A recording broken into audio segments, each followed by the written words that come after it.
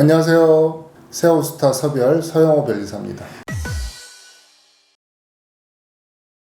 발명자는 기본적으로 특허권에 대해서 여러 가지 보상을 받을 수 있습니다. 그 전에 앞서서 발명자와 특허권자가 구별된다는 점부터 아셔야 됩니다. 일단 그 아이디어를 착상해서 뭔가 기술을 개발하신 그런 분들이 발명자가 됩니다. 그러나 특허권자가 꼭 발명자하고 일치되지 않는 경우가 많이 있습니다. 물론 본인이 스스로 발명을 해서 특허권을 받게 되면 개인은 발명자와 특허권이 일치하는 경우도 많이 있지만, 그와 반대로 회사에 다니시면서 임직원인데 아니면 연구원인데 특허 기술을 개발해서 회사 명의로 특허가 등록되는 경우, 그러면 그러한 경우는 발명자는 그 임직원 개인이지만 특허권자는 회사가 됩니다. 그래서 발명자와 특허권자가 분리되는 다른 주체가 되는 경우가 많이 존재합니다. 그러한 경우에 발명자가 보상을 받을 수 있는 권리가 문제가 됩니다. 최근에 과학기술부 장관으로 임명되신 이종호 교수님, 최근에 가장 큰 특허 보상을 받은 분으로 뉴스와 기사가 됐습니다. 2001년도에 원광대 재직 시절에 핀펫 기술, 반도체를 3차원 3D로 이렇게 적층하는 기술에 대해서 특허를 출원하셨고, 결론적으로 학교 쪽에서는 특허 출원을 포기하겠다. 해외 출원은. 그러니까 국내 특허는 확보가 됐는데 미국이나 해외 특허에 대해서는 학교가 지원을 해주지 않아서 본인이 스스로 직접 해외 특허를 등록받은 사례입니다. 그래서 이종호 교수님이 미국 등록 특허에 대해서 인텔, 애플과 같은 회사에는 거액의 로열티를 받아내셨습니다. 그런데 이제 삼성전자는 거기에 대해서 지급하지 않아서 법률 회사를 통해서 이제 소송을 제기하게 됐고, 결과적으로는 삼성전자에서도 이종호 교수님의 핀펫 기술 특허에 대해서 거액의 보상금을 지급한 사례가 있습니다. 그러한 보상에는 출원 보상, 등록 보상, 실시 보상이라는 세 가지 종류의 보상이 있습니다. 일반적으로 회사에서 많이 하고 있는 보상은 출원 보상이나 등록 보상입니다. 이건 뭐냐면 특허를 내가 아이디어를 내서 회사 명의로 특허를 출원했다. 그러한 경우에 받는 보상이 출원 보상이고요.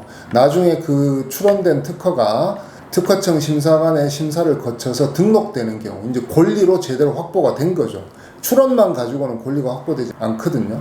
그래서 심사관의 심사를 거쳐서 등록된 경우에, 이제 무형자산화 된 경우에, 특허로 등록된 경우에 받는 보상이 등록 보상입니다. 그래서 일반적으로 받는 보상은 두 가지 경우가 있는데, 그거보다는 훨씬 더 실질적인 보상이 되는 것이 세 번째 실시 보상입니다. 이건 뭐냐면 등록된 특허 기술을 가지고 회사가 매출을 많이 일으켜서 많은 이익을 거두었을 때 그 이익의 일부를 당연히 발명자에게도 보상하게 하는 제도가 실시보상 제도입니다.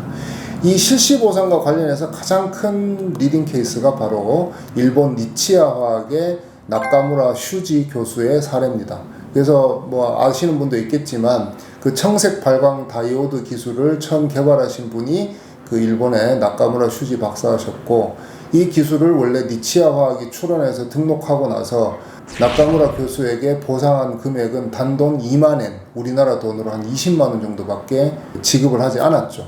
근데 니치야 화학은 그 당시 몇백억대의 매출을 일으키던 회사에서 이 청색 발광 다이오드 기술로 인해서 회사 매출이 1조 원, 그래서 세계적인 회사로 발돋움하는 계기가 됐습니다. 그런데 이 기술을 개발했던 나카무라 슈지 교수에게는 진짜 세 발의 피만큼 보상을 해준 거죠. 그래서 나카무라 슈지 교수가 법원에 이제 민사소송을 제기하게 됐죠. 이제 실시 보상을 제대로 해라. 그렇게 해서 결과적으로 이제 이 발명자들에 대한 실시 보상 이슈가 전 세계적으로 많이 알려진 계기가 됐습니다. 발명자들이 실시 보상, 그 다음에 출원 등록 보상을 넘어서 실시 보상을 받을 수 있는 권리는 당연히 발명자들의 헌법적인 권리입니다. 그래서 당연히 보상을 받으실 수 있고요. 물론 우리나라의 어떤 사정이나 경제 시장 상황에 따라서 그 금액들이 그렇게 만족스럽지 못한 경우도 있습니다. 하지만 또 기업 입장에서도 보면 발명자들에게 제대로 보상을 해줌으로써 발명자, 연구원들의 연구개발 의욕을 고취하고 동기부여를 할 수 있기 때문에 제대로 된 실시 보상을 하는 것도 매우 중요합니다.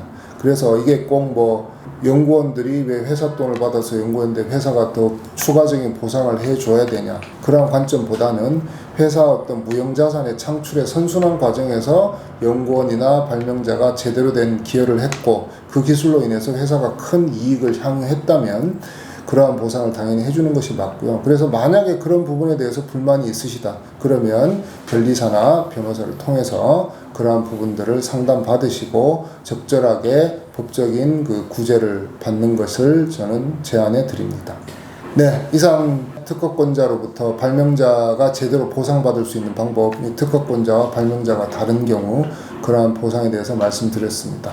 궁금한 점이 있으시거나 추가로 문의하실 거 있으시면 댓글로 남겨주시기 바랍니다. 네, 오늘도 즐거운 하루 되십시오. 감사합니다.